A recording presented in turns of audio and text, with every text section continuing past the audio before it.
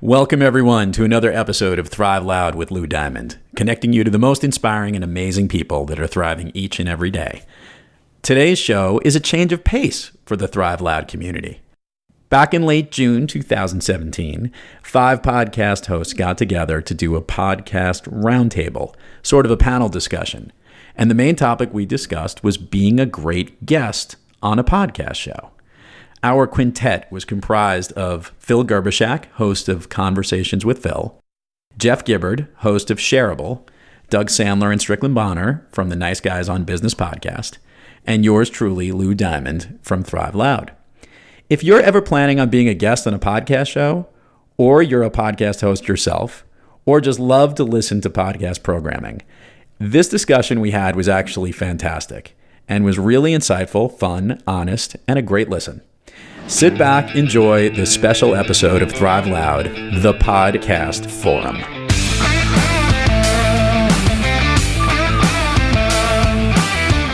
It's time to take an inside look at those that are taking their lives, their businesses, and their passions to the next level. Get ready to Thrive Loud with Lou Diamond. Hey everybody, this is Doug Sandler, host of the Nice Guys on Business podcast and co-founder of the Turnkey Podcast Company, along with my good partner Strickland. And we are here today to talk proper guesting techniques. If you have no idea what a guesting technique is, that is how to be a great guest on a show. So what I'm going to do is turn over the microphone to all of my cohorts here today. I called you guys cohorts. How about you? Feel good about that? I think that was good. I'm here today with a whole bunch of amazing people, podcast hosts, and I'm going to let those guys introduce themselves, and then we will get right into the questioning. So, who should we start with? Who did we start with last time? Well, we started with me. It's Lou Diamond from Thrive Loud with Lou Diamond, where we speak to the most amazing and inspiring people that are thriving each and every day. All right, that's cool. Thank you. Thanks, Lou. Jeff, how about you? I was raised in a small town outside of Sheboygan. My name is Jeff Gibbard, and I'm known as the world's most handsome social media and content marketing strategist. It's the headline on my LinkedIn profile, and I don't know who wrote it, but it must be true. I'm also the host of Shareable, which is a podcast about people and technology and how those two forces profoundly impact our lives and our careers. I do a lot more than that, but I don't want to steal the show again. Again. All right, Phil, your turn. Hey there, I'm Phil Gerbyshak. I'm the Chief Digital Officer at Vengresso, and I have Conversations with Phil as my podcast. I'm all about aligning your mindset, your skill set, and your tool set so you can perform as great as possible in your job and in your life. Podcasting is it. All right. Hey, Strick, we're going to make a big podcast sandwich. So, Strick, why don't you introduce yourself? Hey, my name is Strickland. I was born a poor black child, and I have the misfortune of co-hosting the Nice Guys on Business podcast with Mr. Doug Sandler. You know, you've just alienated probably most of the people that are going to be listening to the show today because they don't like you already. I totally disagree with you. Everybody loves the movie The Jerk. That is very true. That's exactly what it's very from. Thank you very much. It's true for those that didn't catch that reference. So what's going to be so great is that Strickland's going to make probably about 40 movie references through the course of the next 60 to 90 minutes or so. And I will get probably 1% of them, and the rest of the guys will get them all as well. Before we even started, somebody said, okay, I have a serious question. And of course I wanted to chime in with, are we doing Stonehenge this evening? All right, I guess that's a movie reference. I don't get that one either. Spinal Tap, am I right? Exactly. Thank you very much. Nice job, Jeff. Hey, so we are here to talk about how to be a great guest on any number of podcasts. We can speak specifically to our podcasts and why we invite guests to come on the show, and how the guests that actually invite themselves or want to invite themselves to get on our show, how they can actually do it. But let me give a couple of really interesting statistics first. If you are listening to this thinking what direction that we're going to go, we really don't know right now what direction we're going to go. But we can tell you some really cool statistics, and then we're going to just get into some of the questions that we've kind of been looking at ahead of time. So right now in 2017, 112 million Americans have listened to a podcast. 67 million Americans listen to podcasts on a monthly basis, and 42 million Americans listen to podcasts weekly. So here was an interesting stat that I found out. The best number of podcasts to listen to, or to actually have on as a show in the course of a week, the magic number of episodes, how many do you guys think it is? To listen to? Yeah, well, how many, if you're a podcaster, how many podcast episodes is the magic number to have a week? I'm really hoping the answer is 1.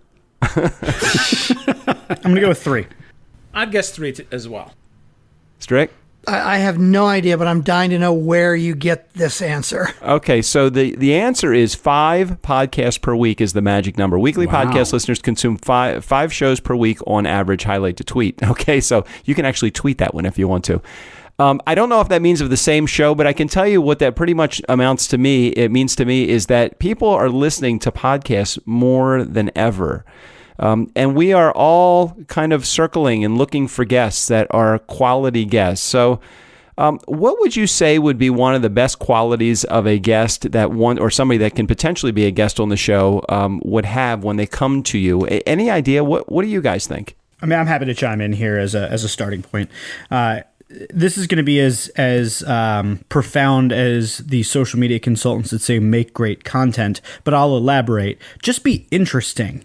Don't make the podcast host do all of the heavy lifting. I've had guests where I ask them a question and they'll say like, yes, or they'll like just give me an answer and come to a conclusion, and it kills all of the momentum. They're not looking to volley it back and forth or create some sort of a dialogue or conversation or elaborate on their answer. It's almost like they view it as a test or a quiz to get the right answer. So to be interesting, I think, means that you're prepared to engage in a conversation, elaborate your points of view, and speak it with some passion and enthusiasm. Hey Phil, let me ask you to add into that, because your podcast is called Conversations with Phil. So do you find that people are short of having good conversations, or are you only inviting people on your show that you think know how to have a good conversation? Well, I only invite on people that I actually want to have a conversation with. Therefore, when we get on there, we have a good conversation. And I think that's on me to be a good host and to actually be interested in the other person. I love what you said, Jeff, that they have to be interesting, but really that's on me, man. That's on you. As a host, you have to be interested in them. And that means, yeah, okay, sometimes they do kill the vibe by answering yes. But seriously, that's not, I don't see that. I don't get guests that say yes to me, because I'll then say, okay, and what does that really mean to you? So Lou, how challenging is it for you? Because you're the newest of the five of us in the podcasting space. How challenging is it to keep the conversation going when you have a guest that comes on your show that isn't quite up to speed with ready to have a conversation? It's interesting because if you make the show about the guest, which is what it is, right? We're listening about their story. There is a very small percentage of the people in the world that do not like to talk about themselves. So you can get them to tell their journey or their story, and that's probably the story they know best. Many people are usually going on a show to promote something or talk about their business or to talk about something new. Obviously, we've dealt with all of those from authors, CEOs, and entrepreneurs. And it's important to get them to highlight on something that's there. And I do agree with my other cohorts on this call that if you have to be a good host to know to be a little bit prepared to kick them off in the right direction. Mm-hmm. Mm-hmm. And now, Strick, you've edited literally hundreds and hundreds of podcast episodes. What are the type of guests that really have the most interesting conversations with their hosts? Anybody that's going on a podcast and being interviewed has probably been on dozens, if not hundreds of others.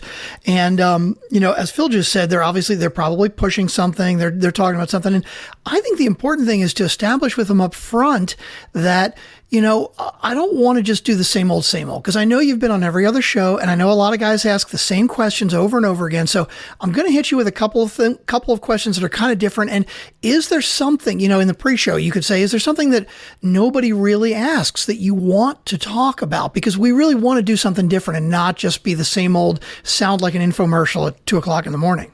What's interesting that you say that, Strick, because the conversations have got to keep going, and it's almost like you want to prepare your guests to have a good conversation, but you don't want to prepare them too much, and that really brings me to an interesting question. How much prep is too much prep? We send as a part of our entry to our show, we send an online Q&A to make sure that we at least are going in the right direction to start. Do you guys do that? And if you do, how much do you stick to that when you get to your actual recording? I'd like to opine on this matter.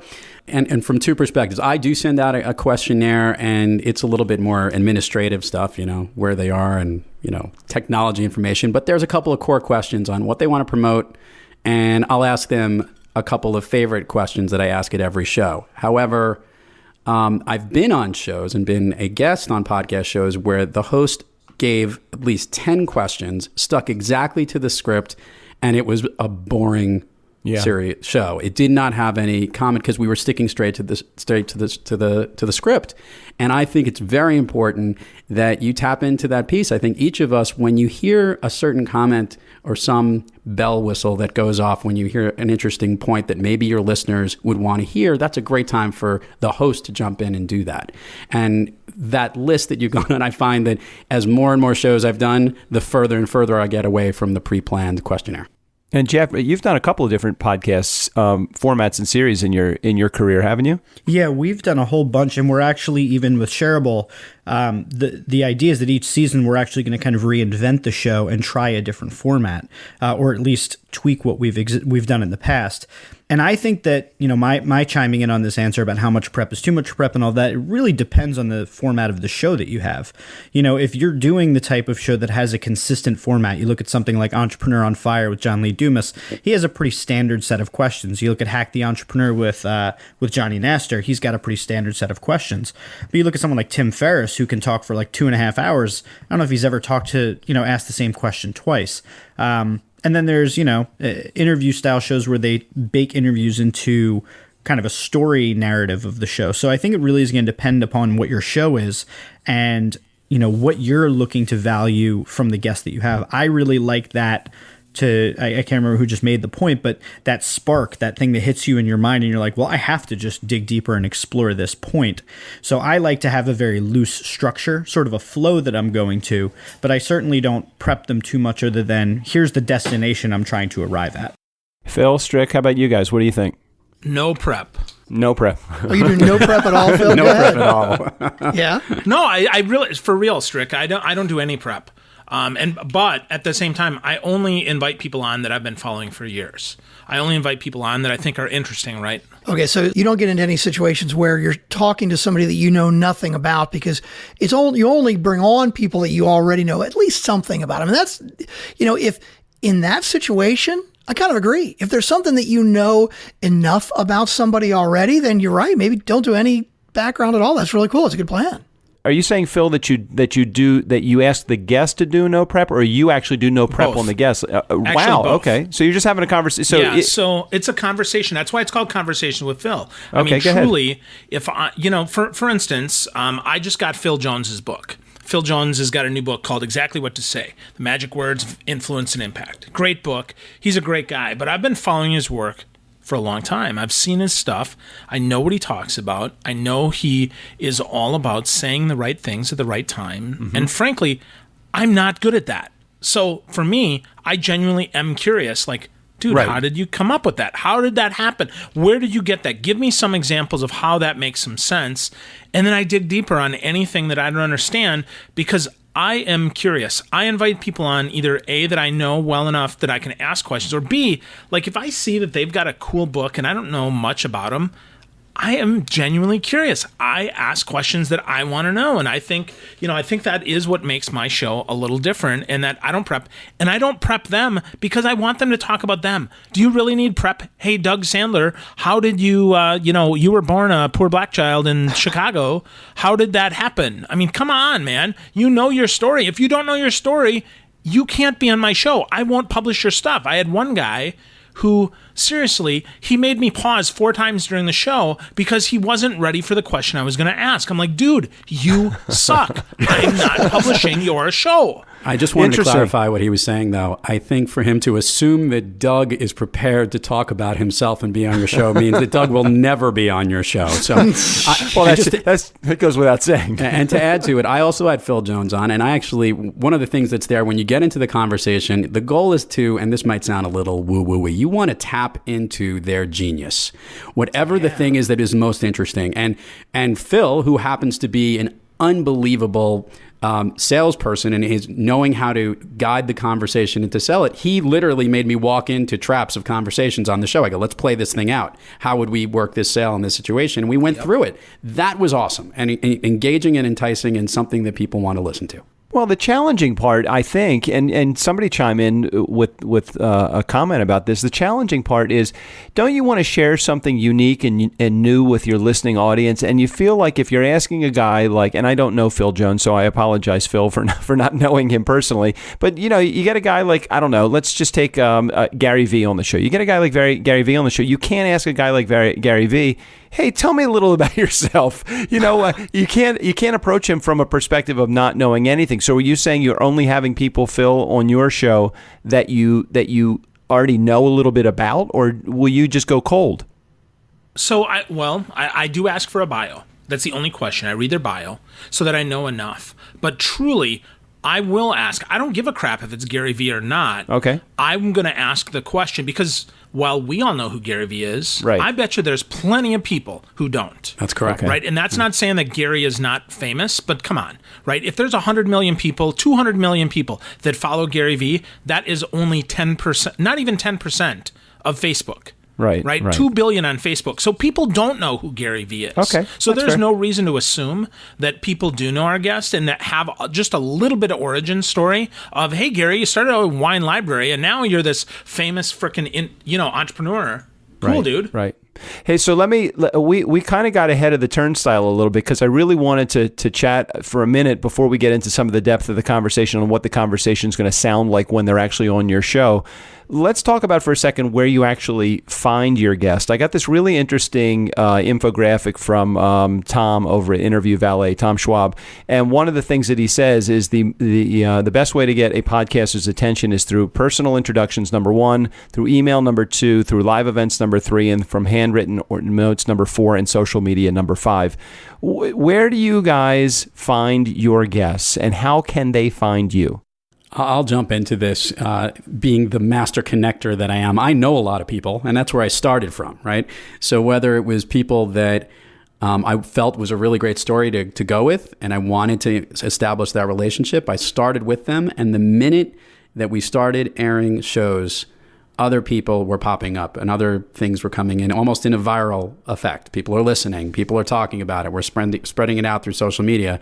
And there are plenty of amazing, interesting people. And the more you network with it personally, I like the personal touch and knowing it. To Phil's point, I think, having the conversation and being able to establish that makes it a comfortable environment and knowing the people there. But I also know that people are starting to come at you, and now you have to, I'm actually looking at this like there are people that I know, and through one step and one iteration, 6 degrees, 7 degrees, whatever it is, you want to make sure there's good talent in there as well, that it's going to be intriguing to your listeners. So the guests are coming from a viral piece for me. I am sure at some point or another they're going to come from more polished avenues down the road.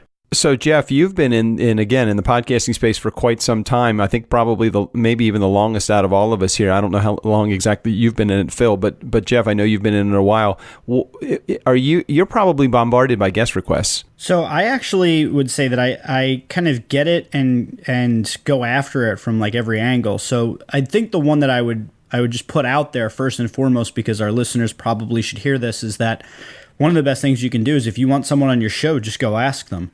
And that was probably the reason. It's the most shocking thing to me, because when I started podcasting, the first podcast my company had, there was a guy that worked for me and he was like, I want to start a podcast. So I was like, all right, go ahead.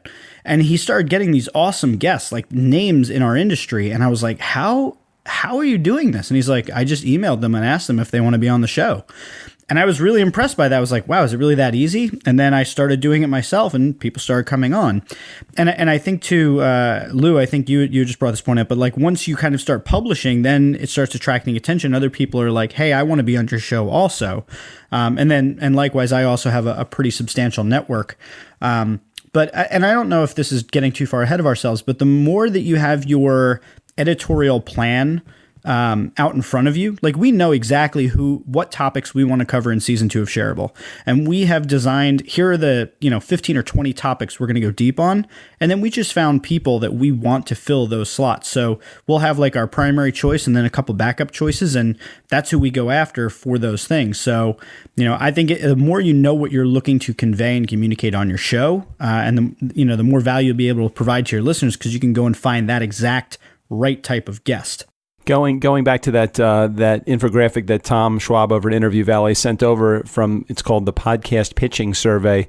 Do cold pitches work? 51% say cold pitches definitely still work. So I think you guys are probably right on the head, is that you're saying that picking up the phone, or not picking up the phone, but email, handwritten note, whatever it is definitely, just ask. You got to ask. Phil, are you getting a lot of people that just cold say, hey, I want to be on your show? Yeah, I do, and I don't take many of them. I don't produce a podcast to get a ton of guests that nobody's heard of before and help people pitch their product. In fact, I make it pretty clear that I'll mention your book at the end, but you're not going to pitch your book during your podcast. So that's I think I'm a little bit different, but yeah, I get plenty of cold pitches. The only person that I actually have really enjoyed his cold pitch is Louis Lavella. Louis cold pitched and then connected me on Skype per my request on, hey, set up a meeting. Here's how this works. Connect me with on Skype, and then just made me piss my pants laughing with his connection. And that's why I let him on the show, because he was really funny. Now, that being said, I get a ton of referral guests that are I don't know that they're cold, but they're certainly not hot. Right, so they're right. somewhere in the middle, right? I mean, Doug, you send me plenty of guests. I'm fortunate that Tom Schwab sends me a bunch of guests too. So I have a ton of those. And I'm also part of the National Speakers Association and part of C-Suite Network. So I probably could seriously do the next 3 years without asking another person to be on my show. Strick, how do you feel like when we I know with the Nice Guys, we put together a set of rules. How do you feel about having rules so that your guests can come on the show? And I don't mean to say that in like in a condescending or negative way about guests. It's just like, do you think there should be some structure for here's how you get on the show? Well, I think early on versus when you get deeper, the rules really change. And I totally think that early on the challenge is, okay, how can I find enough people? And the first answer is just ask, which is really, really a great one. The other one to think about, if you're batting, a little out of your weight class and you're trying to get people that maybe are not going to say yes because they're too big, is you got to look at the timing. When people have stuff to pitch, when they've got a book coming out, when they've got a new podcast coming out, when they got a new movie coming out or a new show or whatever, they're certainly open to talk about it. But Doug, you and I obviously have gotten to the point where you get way more requests than we could ever fill. Yeah. And I think when you get to that point, having some rules is a great way to weed out the people that you really don't want. Specifically for us, I know, Doug, some of the things that you've set up where you said, okay, if you want to be a guest on my show, here's what you got to do. First of all, you need to listen to a couple of episodes. Then secondly, you got to leave us a 5-star rating. Before you even go past that one, does anybody think that's unrealistic to ask the guest to listen to a couple of the episodes before they come on the show? No, I think it's spot Depends on. who it is. Okay, Depends who it is. okay. Do you want Gary Vee on your show? Yeah, that's definitely a good point. It does depend on who it is. I actually recently had a guest today with somebody who is certainly senior and was trying to figure out actually how to get the podcast app onto their telephone. So here we had someone that would have been a great guest and great content, but figuring out how to listen beforehand might have been an Olympic task. So keep in mind that could happen. Okay, I got it. But that's going to be the minority, not the majority. And then I think if somebody can't even get the freaking app on their phone, how are they going to figure out how to work Skype or Zencastr or any of the number, of other pieces of technology that they have to? Which begs the question, after the episode airs, how the hell are they going to help you promote your episode if they don't even know how to use their computer? They have an assistant, Doug. Okay. Okay. No, I'm serious, All right, man. all right, In let's- fact, I would argue Yeah. that the best guests that I've had from a promotional standpoint are the ones that actually have somebody else help promote their stuff and Okay. schedule it 10 or 20 times for them. They don't need to be technologically savvy at all. I had someone on that seriously we could not get. We had 5 different ways to connect. Finally, I called him via Zoom on his landline and interviewed him, and he was an awesome guest. Yeah. And his assistant shared the hell out of the interview, and he was so grateful Right. for the opportunity. And he's a famous dude. Like, this is a big guy. If I told you who he was, you'd be like, no, really? Okay. All This right. guy is huge. So I don't care. If they listen to my show, doesn't matter to me. I'm not saying that you can't break the rules for people that come on the show. I'm just saying as a practice, until I instituted some of these rules, like I think, Strick, you were just about to say, so you got to listen to the show and subscribe to the show. You actually have to review the show. If you don't review, who does not want their show reviewed? I mean, the lifeblood of my show is my reviews and my audience. And if I can't get people to listen and subscribe to my show, what's the point of having a show to begin with? Well, but what I think is important about that is you really do have 2 types of guests. You got one type of guest that you want them, right? And you feel that they're going to bring a lot of value to you. And of course, in those particular cases, you're right. Maybe you don't really set the bar high for rules that they have, Yeah. hoops that they need to jump through. But when you've got guests that are clamoring to be on the show, I think that's when you go for the rules. But Doug, the other thing with the reason that I love that you put the rule of, hey, you got to give us a review, you got to give us a good review. It almost sounds like, some guys like John Lee Dumas, not to call him out, but I mean, I know he's not going to be listening to this, so it doesn't matter. Maybe he he will. basically says, look, if you want an opportunity to be on my show, you got to spend $600 on my product. It's like, so you're bribing me to be on your show? And Doug, when you first told me you have to leave a review, I'm like, why are we bribing him? But then on the other hand, I thought the reason that you do it, you said, look, if you listen to the show and you just think it's kind of then you're probably not the right guest for us. And I'm cool with that. It's totally good. Don't leave us a review. But really, if you really want to be a guest after you've heard our show and you feel we're worth a 5-star review, then maybe it's a good fit. If you think about all the mediums that are out there, right? We don't necessarily expect, if a television interview comes in, or radio interview, or if it's something that someone's calling you up on the phone to interview you for a magazine or a periodical. No one is ever expecting that person to have the technical skills of all the things that you need to know to do a podcast, yet we sometimes do that. We don't necessarily say, well, you have to subscribe to the New York Times if you're going to be interviewed by us, or you're going to have to make sure that Channel 4 News is the news choice of yours. The important part about the rules, and I do agree that Doug sends out the podcast, the Nice Guys rules for his show, and I think it's a very good idea for a lot of the technical pieces that they need to do, because it isn't the regular everyday type of thing, to make sure, you're not using a cell phone in the subway system, while you're deciding to do the podcast or whatever it is. I think there are certain rules that are about, to make the best quality of it. You can make an ask, and I do think listening is important. Whether or not you choose to ask them to recommend or subscribe or whatnot, I agree with Strickland. That flirts with the line of it could be too pushy. It might be a great idea. I think you need to see where your show is at that point to judge how that works and where it goes from your guests. I would say, I'll just chime in real quick on it. I think that's a great idea for you as the show host. It's great for promotion. No knock against it at all. To me, I don't really care if the people that come on as my guests have listened to my show, if they like my show. That part doesn't really bother me. Can they provide value for my audience? And to me, the only reason I would care if they listen to my show is so that they know what the hell it's about and know whether or not they'll fit. Because I don't want them wasting my time or my audience's time. I wanted them to know for certain that they can come on and they can contribute a ton of value. And just to go quickly back to something we were just talking about how to kind of send those cold emails or those intros, I think you really have to show. It can't be like a standard template email. Oh, I've listened to 3 episodes of Shareable and I really like them. You really understand your guests. Like something that you clearly copy and pasted and just put the name of my show in there. Like, show me that you actually cared enough to find out what it's about and tell me how you can provide some value. And if you do that, I don't care if you subscribe or review me or whatever. I want the people that are going to listen on a regular basis to do that. And if you as the guest wind up doing that, that's awesome. But to me, it's not a requirement, although I think it's a great promotional move on your part. I've had the opportunity to be on a bunch of podcasts over the last couple of years since we've started ours, and we're on something like episode, I don't know, I think as of today, 410, which is just amazing to think, how long we've been doing this.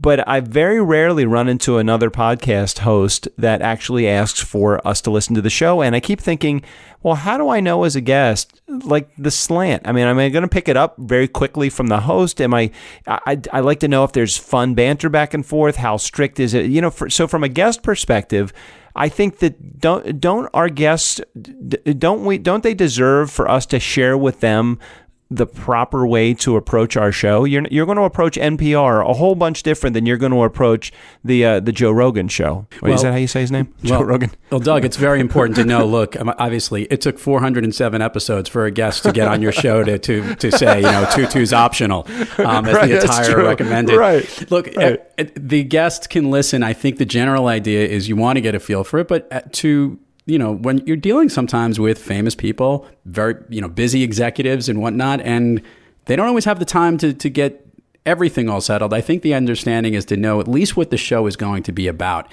And if they're proactively going to be on the show, they've already taken the step to know what it's about. If you're going out and trying to bring that guest in as the host or trying to recruit people for it, there's going to be a different slant. And that might sway the way that you communicate that type of message to that type of guest.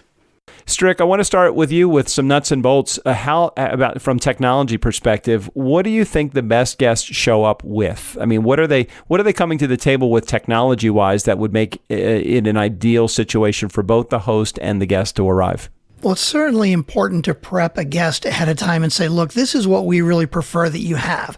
One of the things, you got to have headphones. I mean, even if it's earbuds, I guess, but if somebody is listening with speakers, it's going to feedback no matter how you're recording it, no matter how you're doing it. If they have a microphone that's a USB mic that they can plug in, that's amazing, but you certainly cannot really expect that.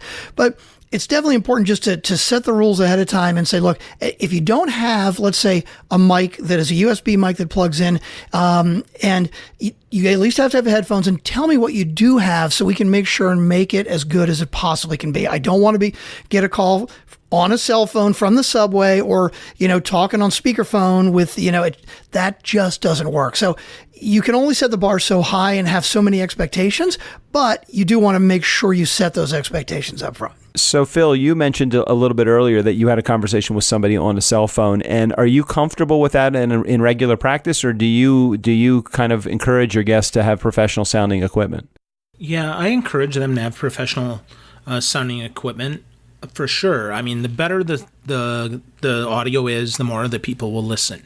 It is really for my audience. It's not for me. And the reason that I let that person go and we tried, 6 different ways is because I think that person had a great story to tell and a great story to share. But honestly, and maybe this is just because of who I am, but everybody is an exception for me. Meaning, you tell me what what you think you might want to chat about, and I'm going to ask you questions, and you tell me, how are you going to do this, and I'm going to do my absolute best to bring the best out of you. If you have totally crappy sound, of course, then we're going to re-record. But I schedule an hour for a 30-minute podcast. I'm not jamming so that it's so close that we can't find a way to make it work.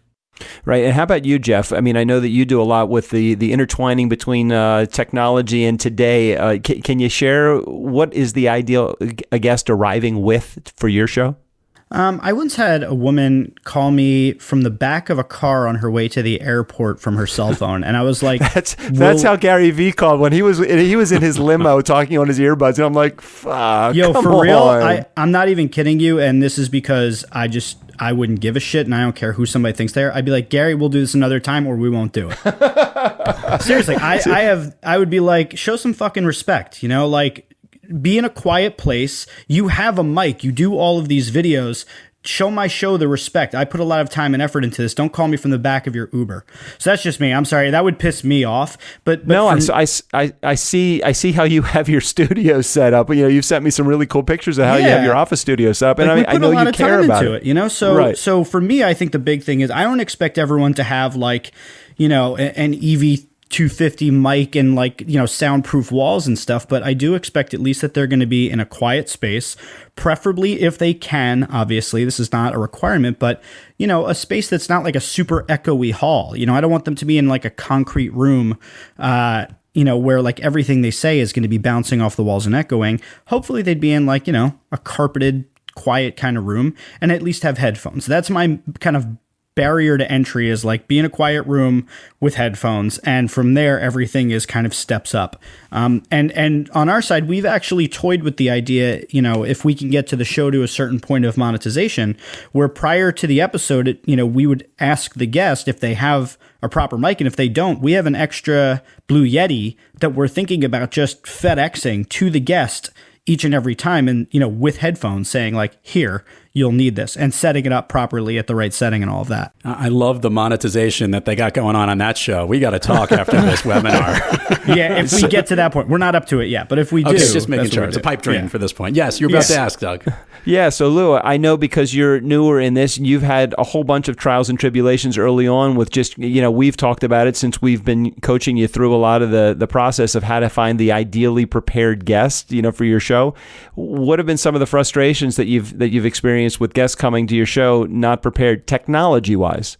Let's see. From where do we begin? Where do I begin? Right. Where do I begin? Well, let's talk about, obviously, when we're dealing with remote, for Zencastr, which is an ideal format, obviously, because the technology records it locally and then sends it back up to the final destination. So when there is internet interference or Wi-Fi transmission issues like Skype has and other online communication devices, it's not as garbled. But obviously Zencastr has limitations because they only work on certain browsers, and we've literally had people have trouble getting the Chrome browser. We've had people actually call into Zencastr one time from a mobile phone.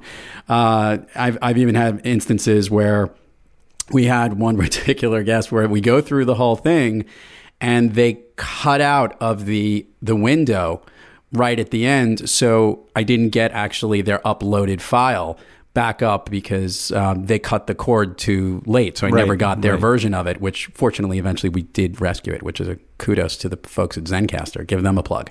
That's from the remote piece. And then, of course, obviously, for any of you that have done in-person interviews with persons right there and there, which, by the way, after doing it this way, it's challenging. I've had two challenges. One, I did Jackie the Joke Man Martling. I was in his house in Long Island, and it was 100 degrees outside. They had like every window open. We had outside noise. I can only imagine what Strickland had to go through to edit it. And then, of course, you have professionals like Doug Sandler who forget to hit the stupid record button. So we've had all the issues that can go through. But here's the thing. The most important part of it gets back to this, is that you can get around all of the technological issues. I think there's some bare minimums. I think you need it to be quiet. You need to have a good connection from there. And then I do believe if you have a great producer, that dude can do anything and they could fix the stuff. So just get the great content. So speaking of which, Strickland does the production work for not only our show, but a bunch of other shows as well, including Lou's show. So Strick, just talk about your experience with a recording that is ideal or less than ideal. What makes the difference for you? Oh, this is going to get ugly. Using a service like Zencastr is great. Again, this is not like an ad for Zencastr, but as Lou said, each recording is recorded locally onto your own browser. And then, so even if, like, while we're recording, I'm hearing a couple of hiccups here and there from guys talking, but I know that that's not going to be on the final recording because it records locally on your browser and then updates. And with Skype, you get more than two people in a conversation, you can almost guarantee you're going to have some hiccups. The other thing with Zencastr, and you can do this with most Skype and a lot of other recordings too, is having separate recordings for each person.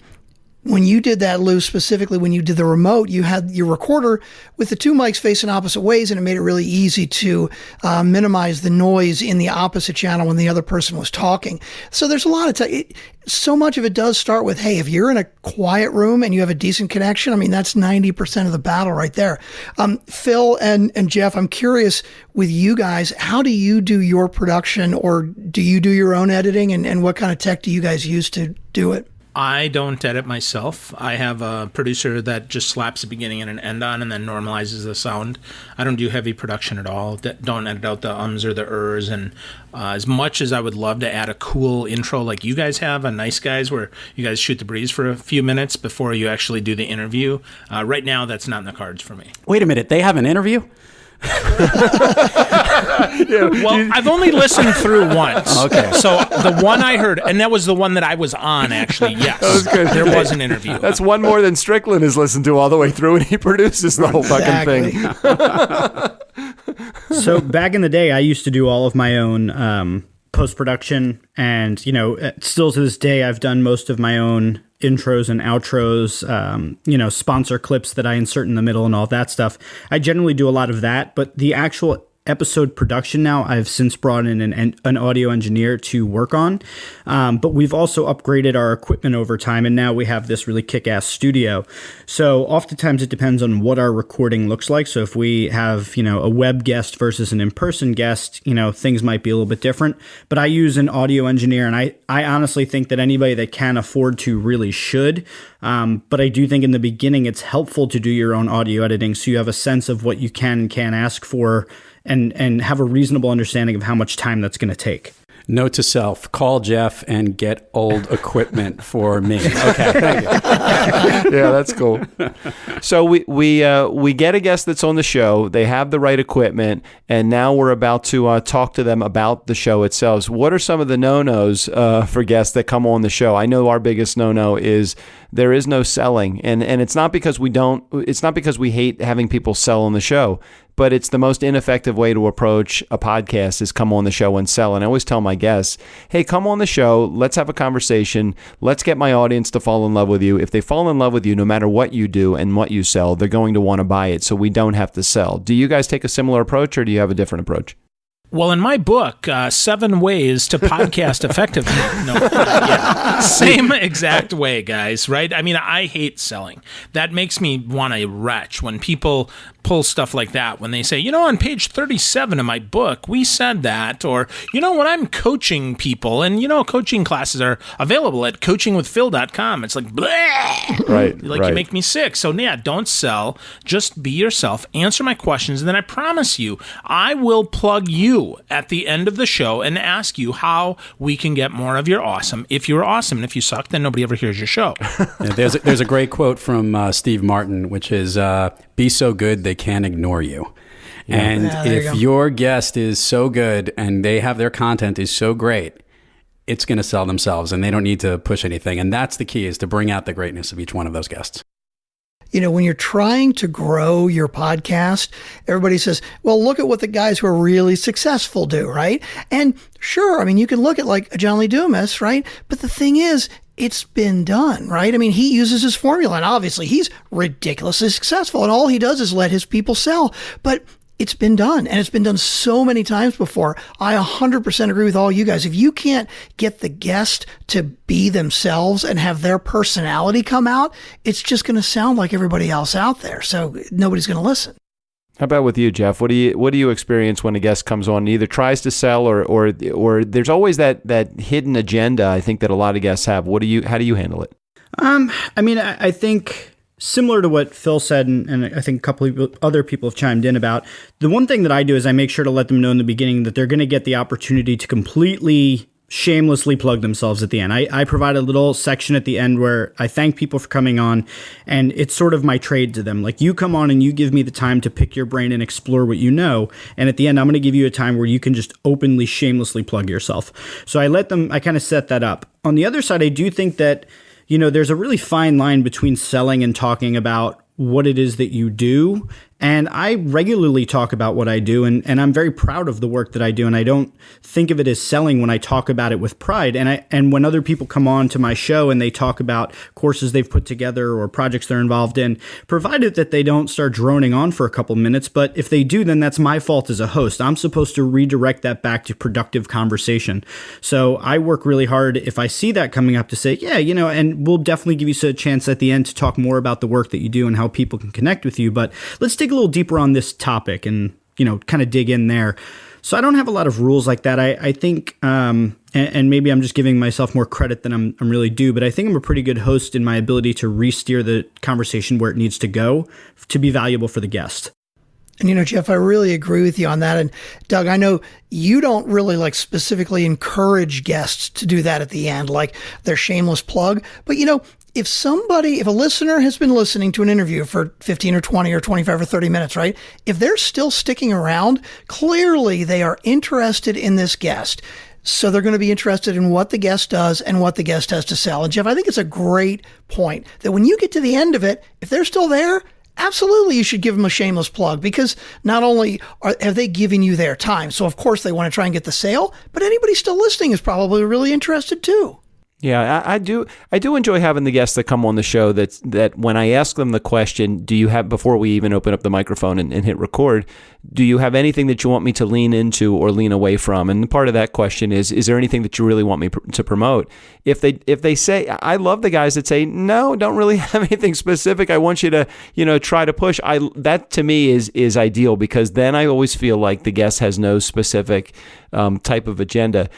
Lou, in your particular case, again, I hate to pick on you because you're the new guy on the block, but it is oftentimes good to hear.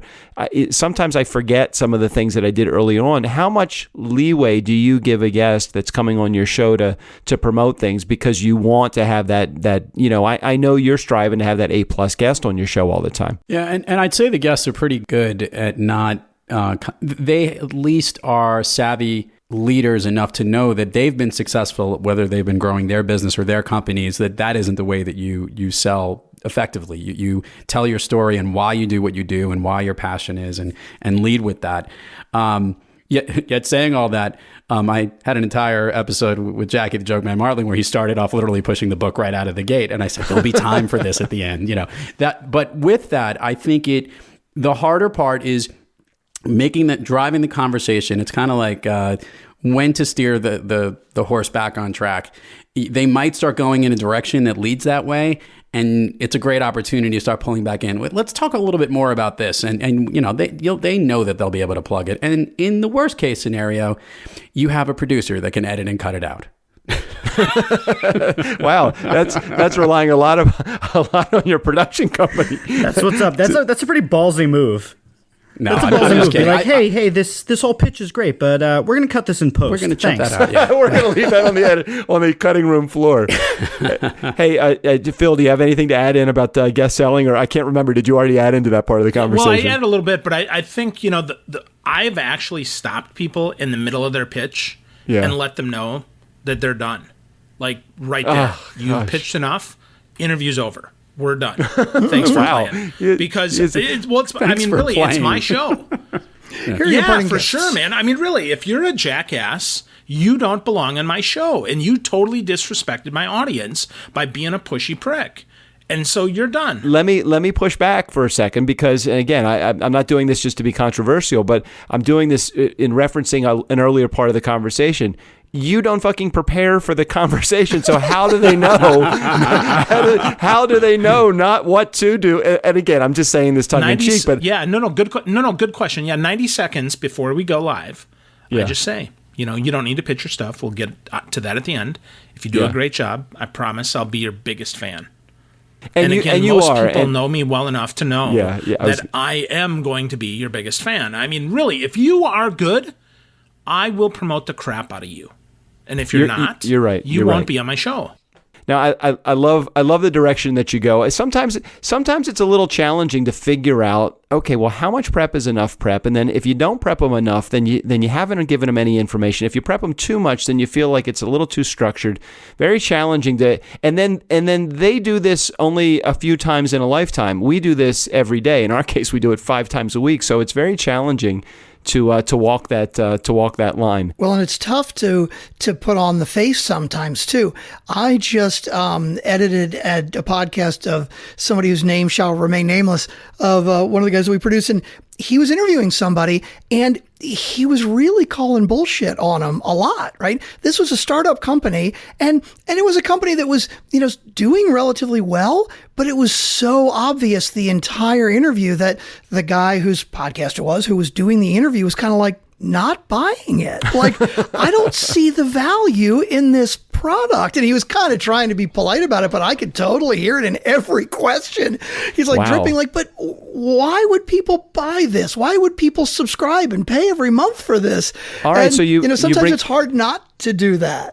You bring up a great point. How against the grain can you be with your guest? How conversational? How confrontational? I guess I want to say, and I don't want to say that in a negative way. I just mean it in more of a, I'm going to call bullshit when I think bullshit is it has arrived.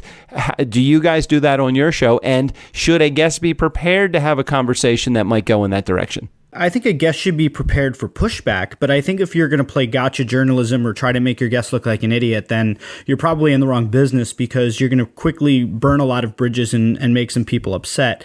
That said, I do think that if you don't push back, I was talking recently with my art director, and he was talking about a podcast he was listening to it was on Freakonomics with one of the Koch brothers, and how the host didn't even push back on some pretty obvious places where there was a point to push back and just dig deeper, but he didn't, or it might have been edited out. You look at some of the interviews that took place prior to the election and journalists not pushing back, and I think you lose credibility with your audience if you leave something very obvious kind of unturned when it deserves to be there.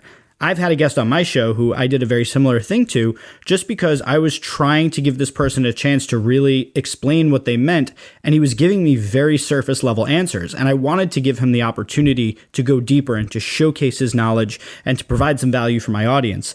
But at the end of it, I felt like it was just a whole bunch of platitudes, truisms, and nonsense. I still published the episode, and I won't say which one it is, but it was on my previous podcast, by the way. But I think you should. I think Episode you should be 11. ready. Not that I'm going to name any names. But I do think Doug Sandler. Hey, it wasn't me. Yeah, but I think you have to, you have to stand for the quality of the work that you do, and that means that you can't just throw softballs all day to your audience, to your guests. You have to at least press them when it requires it. Yeah, that's where I was going to go with this. It isn't all about softballs. And I believe, look, most of the conversation, when you are connecting with the guest and you're having a good conversation with them, and you're letting them share some of their brilliance with everybody, and there's some great points in there.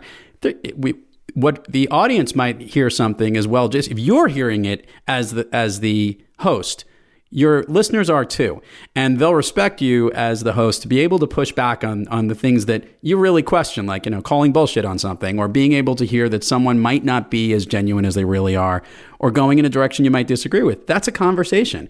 And by the way, it's entertaining. So it's also something that people like to hear. It isn't just softballs all day long. There's a game going on.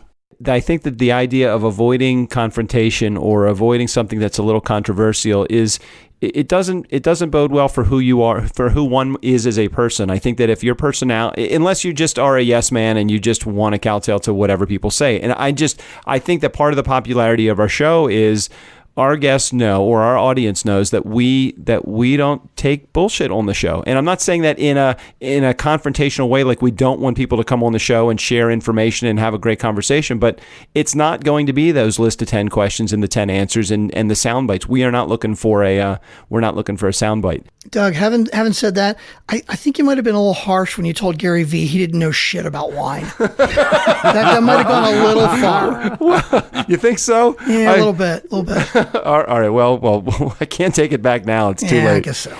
So, hey, Doug, can I add something to that? Yeah, sure. So I think it's more than just calling bullshit. I think it's really asking, so is that really what you believe? Because some people, sometimes they say the wrong stuff, and if they are just platitudes, right, asking them, so give me an example of that.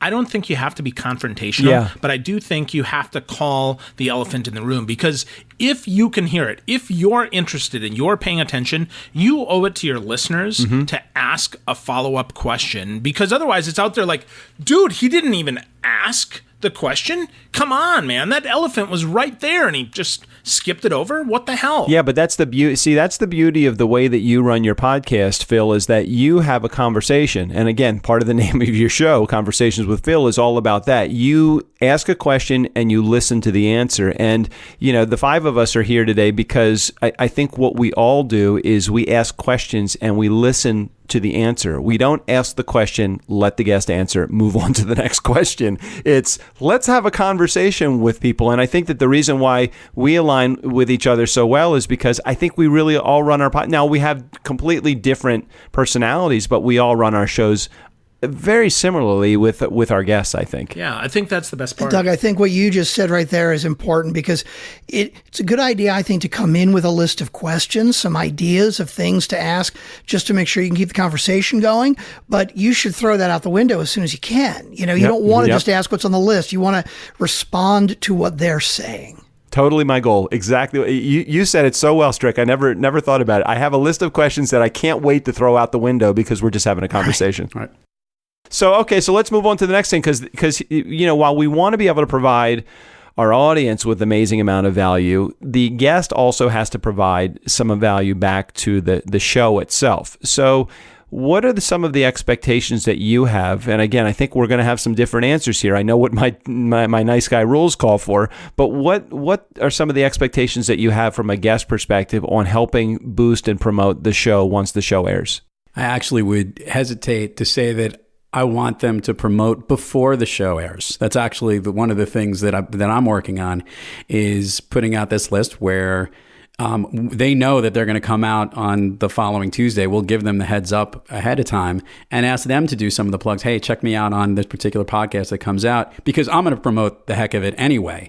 But it's also good to have them with the lead on so that they are doing it. That's one of the asks that I am asking of my guests. Yeah, just so you know, I have never before in my entire life had a share of over 1,000 times of a show until Lou Diamond, you came on my show. I'm looking at my numbers today. I'm like, what the hell happened? I don't know where you have some social media people that are working for you that are doing an amazing job because I looked and saw there was 1,000 shares just on Facebook alone for the episode that you came on my show. Doug, I couldn't hear. So thank you for being a great. No, I couldn't hear that because Phil and Jeff just sent me instant messages right away. When are you coming on my show? Just because we want to get the hits out right away.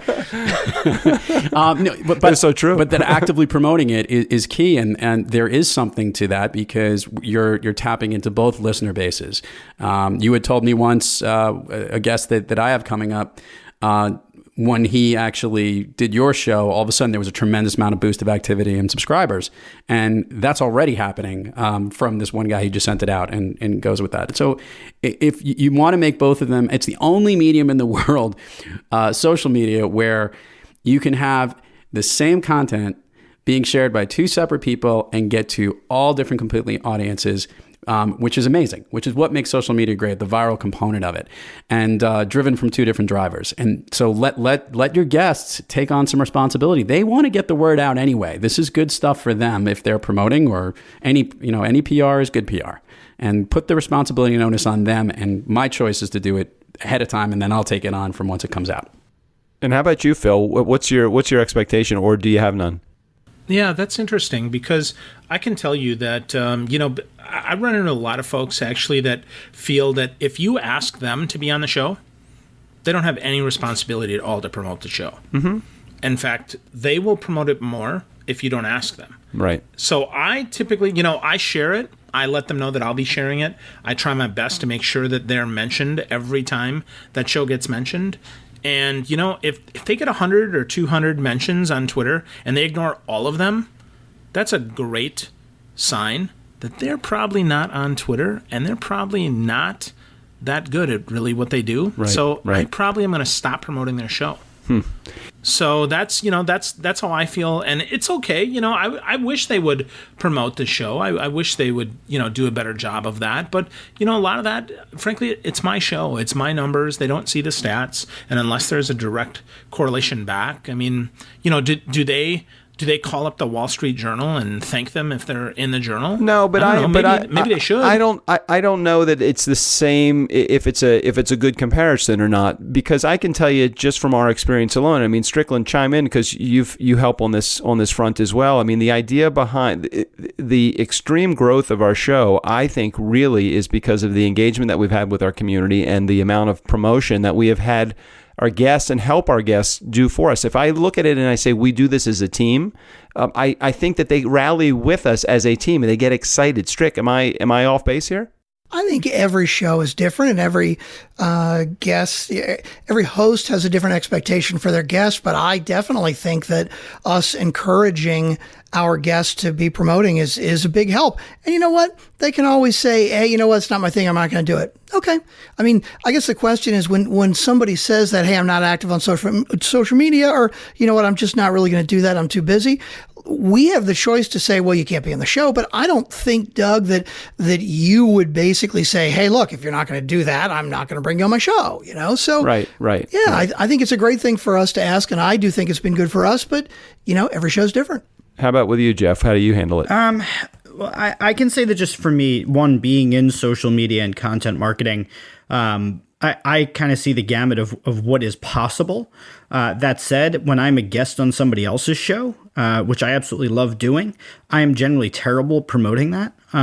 So as a result, I generally have very low expectations of my guests because I know that I'm not the greatest when I go on somebody else's show because I'm trying to run a business and I have, you know, a bazillion things going on. And it's not because I don't want to or that I don't know how to. I mean, I could probably create a promotion plan to hit the maximum number of people across different sites, but then I have to implement that and execute that either myself or with my team.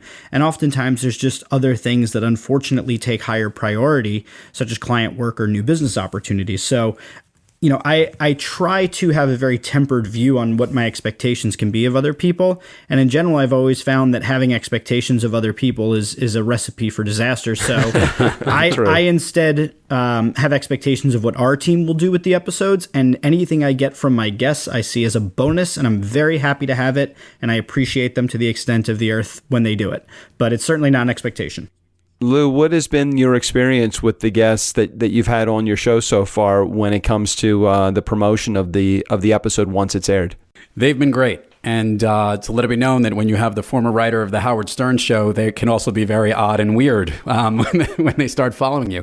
The general point is, I think if your guest has a great time on the show and they enjoy it and you are a good host and it's a great conversation and the content is you feel good when you're off the show. I did an interview this morning, and when we were done, the guest called me back up afterward and said, that was awesome. Like, I had a great experience. I enjoyed talking to you. Tell me what you want me to do to continue to get the word out. I'm like, well, let me ask you what you want to do. That's where you want to get to with your guests. And it's not always going to happen. I actually like the policy that Phil has. Look, you want to have conversations with people you want. I call it the no asshole policy. And and if you don't sometimes know that as my shows are in the early stage, and I know most of these guests, or I've just met them. However, down the road, I want to have the ability to have that decision making to say no, that's not going to work because we want the people that are going to join it. But I don't believe, even to this minute, I've had any issues with them being active to promote it out. And even more importantly, a lot of them have come back and say, I have a great guest that you should also get on as well. The CEO of Cisco is going to come on in 2 weeks, and that came from one of my clients. So that's a phenomenal way to communicate this stuff out. If they have a great experience, they're going to do the work for you. Let's talk about other ways in which you have to find your guests. I know that there's a lot of third-party companies. We mentioned earlier Tom Schwab at Interview Valet. I know there's Jessica Rhodes with Interview Connections, and Nicole Holland has a program as well. And there are so many publicists and PR companies that are out there.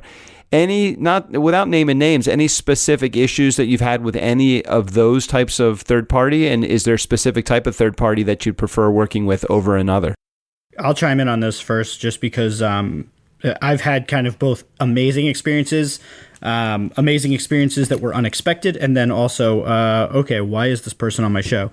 So I think these services are great. I really do. I think that it's super important that if you use an interview valet or similar services, I recently spoke with Nicole Holland, and she takes a different approach in interview valet, but I think they're all great services. The most important part is being very, very clear about who you're looking to have on your show, how many guests you're looking to get, because when you set those expectations, it makes it a lot easier.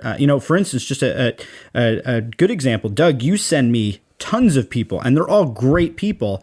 Every once in a while, though, it's somebody who I'm like, this isn't going to fit for this season of Shareable. This, it's just not what we have in the editorial calendar. Right. So, but that's on me because you talk to so many different people. That's on me to tell you, hey, Doug, I'm looking for X, Y, and Z this season. If you find anybody, let me know about them. And I think it's the same thing with these third-party services. You have to say, here's what I'm looking for. Here's how many different guests. Anybody else, if you could just keep it on hold until we release our next list of guests that we're looking for. How about with you, Phil? How do you handle the third-party agencies? Yeah, well, first, I try my best to be really polite to them because sometimes they uncover a gem. And they give me somebody that, wow, I didn't even know they existed. I would have had no idea who the heck they were. And they introduced me to them and I ended up really enjoying them. So that's first. I'm always polite. I always do my best to respond, even if I'm slamming busy. Like I just launched a new company last week. Oh my gosh, I'm so underwater. I can't even breathe. So I told them that. I'm like, hey, it's going to be a month before I get back to you. I'm sorry. And so they were totally cool about it. So that's first. I think second is when they do pitch me, that is a cold pitch. So I'm going to look, who's this person? Is there anything about them that I think I could get excited about? Because frankly, my interviews are good when I'm really jacked about the person that I'm talking to. And it doesn't have to be somebody I know, but it has to be somebody that, wow, I know a little bit about them, and maybe they're talking about a topic that I've been wanting to talk about for a long time and just never even put two and two together. I talked to Harry Mills, actually, a couple months ago, talked about, persuasion selling. That was awesome. We had a great chat. I had no idea that he even did an interview. So that was really exciting, and that came from kind of a, one of those interview pitch services. That worked out great. The other way is that I really like to be looped in right away with the guests so that we can get it booked and that I can get more from them. So that's important to me. That's about it. Strick, how about from your perspective? I know that you don't do a lot of the guest getting, but do you get approached by third party or people directly? Yeah, I think Phil and Jeff both hit it on the head. You got to be specific. You got to communicate. You got to tell these people, hey, this is the kind of ones that I'm looking for. We'll get a bunch of pitches, and Doug, I know you see it all the time where they'll send us people, and I'll just read the quick bio, and I'll be like, they are totally not for us.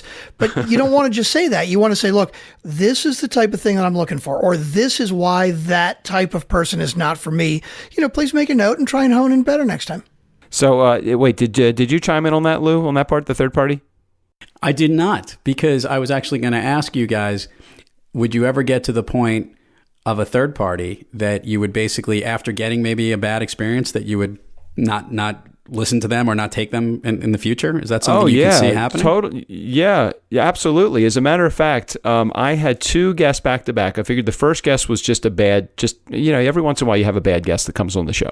So I had a guest that came on the show that did a really hard sell to our audience, and I didn't love that, and I gave him some pushback when he was on the show. Then that third party contacted me again and put somebody else on my show, and I hesitated for a half a moment, and then I thought, I'll give him a shot again. And the person actually gave me the pitch. And then as I'm reading his bio, I'm seeing, I feel like this is just going to be just like what I had. And then I just said, I'm not taking anybody else from that third party. So maybe there's a certain type of third party that is out there that maybe isn't preparing their guests properly, but it's not my business to try to fix them. That's their business. They'll figure it out or they'll go out of business. Thank you for that input. Couldn't agree more. That's so interesting, right? Why did you tell them that though, Doug? Do you say, you know what, don't send me any more guests? No, I didn't say no. Now I'm just going to be no, thank you.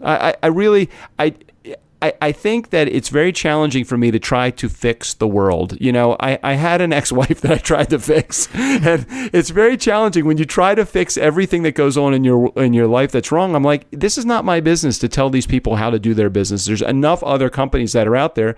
I'm just not going to use their services any longer. It's just like, right. Yeah. But don't you tell them though, like, hey, sorry, this isn't going to work anymore? Or you just let them keep pitching you and thinking that eventually they're going to come to you? For me, I'm just going to, if they pitch me one more or two more times and I say no, I'm just thinking they're going to go away. I'm just hoping that they will go. And maybe they won't. And maybe if it gets to the point it gets annoying, it's just like a guest, you know, in Strick, I'm not going to mention any names here, but I know we've had a couple people in particular that have basically insisted on, they're like, I want to be on your show. I'm going to be on your show. How can I get on your show? And they're just nauseating, and you get to the point where you just say no. You're just like, no, you're not coming on the show.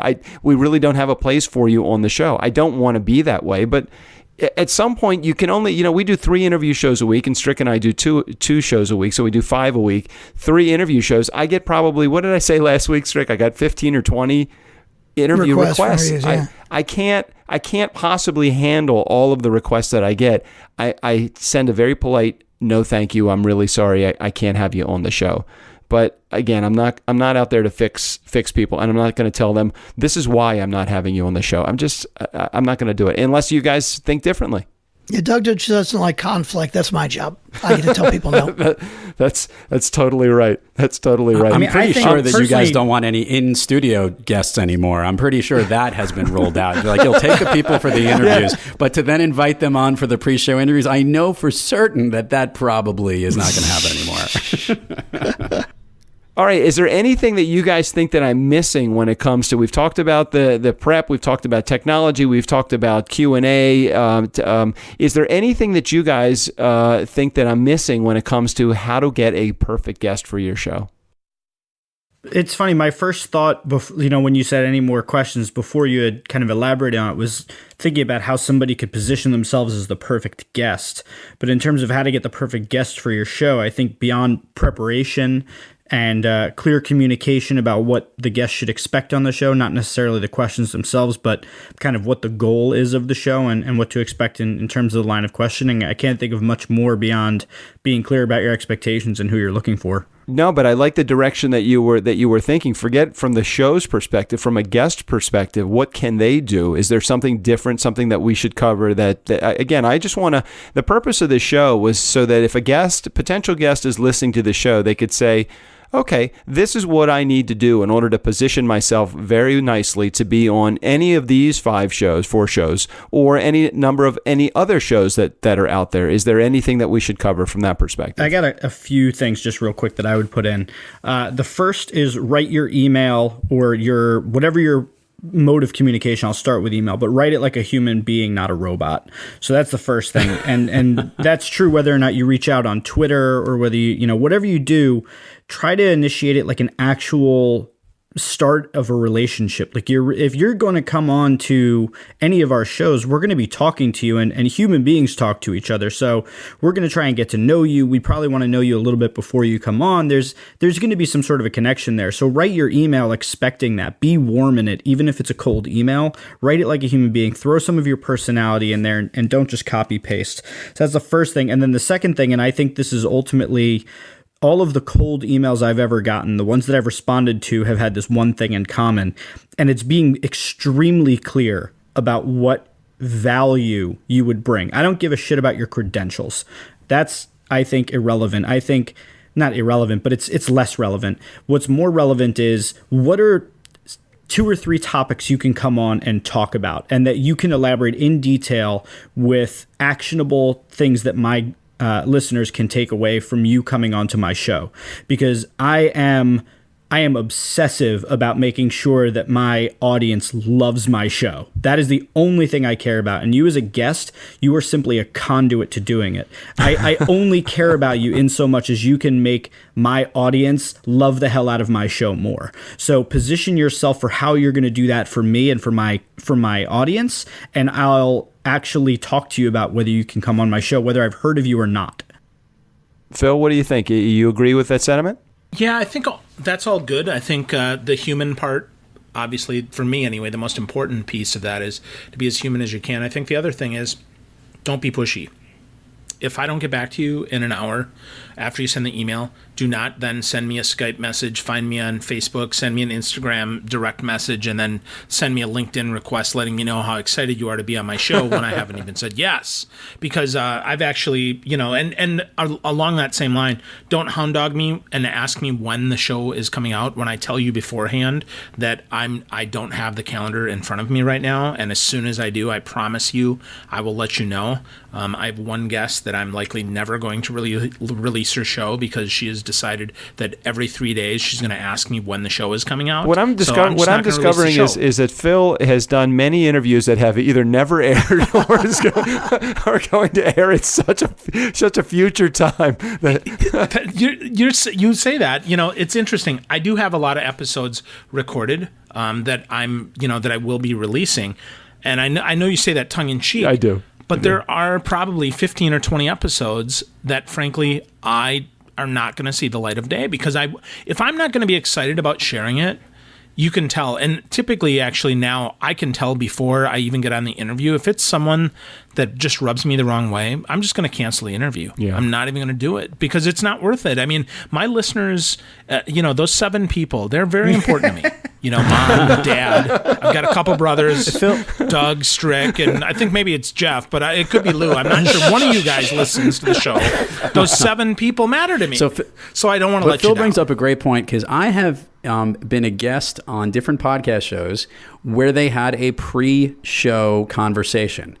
Which was, 5 to 10 minutes to literally scheduled on the schedule to do that conversation before the airing date. And in some of those things, by the way, that was a great opportunity to talk about some technical issues to avoid it. And you mean before the recording date, not before the airing date. This is before the recording. I think, Jeff, you do a pre-call, and I think you do too, Phil, don't you?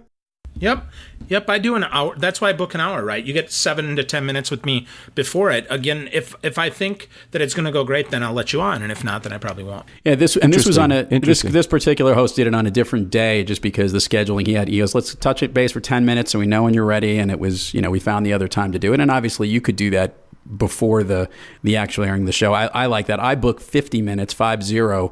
For the interview and make it for the 30-minute interview show that we're trying to do for exactly the same things that Phil was talking about.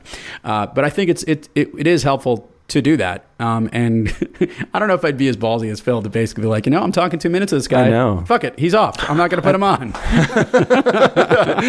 I like it. Pull the plug on this guy. I like it. It's good. I've done that, but I've taken a slightly different approach than I think Phil did. But I had a woman that I once spoke to, and I got through the interview, and at the end I was like, it was really great speaking with you, but I just, after we got through all of the material, I'm just not sure it's the right fit for my audience. I'm happy to give you the original audio if you want to do something with it. Just, it won't be part of my series. Because the thing I think about it is that you never know if she might say, well, I might have somebody that might be a good fit for you. So I always look at it as I don't want to burn that bridge, because sometimes out of, that bad situation, I might find a connection to somebody who might be the right fit. So I was just trying to not close that door. Interesting. So, guys, if someone was interested in getting on any of your shows, whether it be Conversations with Phil, Shareable, The Nice Guys on Business, or Thrive Loud, what would be the best way for them to approach you if they were going to do that as soon as they listen to the show? Strick, can we start with you? Yeah, they should reach out to you. That's exactly how they should get on the show, not me. All right, so if you want to reach out to me, I guess the best way to do that would be just to go to our website, which is niceguysonbusiness.com. There is a contact me form that's there. You know what we'll also do, and we'll let everybody share how they can get to you specifically, but I'm going to put a link in the show notes here that's going to be access to our database that we will start to collect all of the guests that are potentially can be shared. What would be great if somebody came on all of our shows? How much of a home run would that be if somebody could get on, just listen to this podcast, then get on, click the link, fill out the information, then get on all 4 shows? That would be kind of cool. So we'll make sure we put a link in the show notes for that. Yeah, and I'll just say based on just to contribute to that real quick, Gary, if if you want to come on to all of our shows, I'm sure we'd all be happy to have you. But do us Come a on, favor Gary, and bring it on down. Come on, get into your conference room, and I'm not going to give you any softballs, but I'm happy to have you on the show. Just be in a quiet Let me room. tell you a funny story about that. So Gary V came on our show. I forget, Strick, you could probably even tell me the episode number that he was on, but it was probably about 100 episodes ago. And he did great, and it was fun. It was a 11 or 12 minute interview. It was a pretty short interview format for our pretty short interview for our format show, which is usually 15 or 20 minutes of an interview. But a couple months later, his right-hand man, his assistant, Tyler Schmidt, came on the show. He blew it up. I mean, the guy, he did a great job promoting the episode. He did a great job like sharing a lot of the information, kind of Gary V-esque. It wasn't Gary V, but it was like the great information without an ego. And I loved having him on the show. So interestingly enough, it turned out well. So Lou, how about somebody that wants to be on your show? What can they do?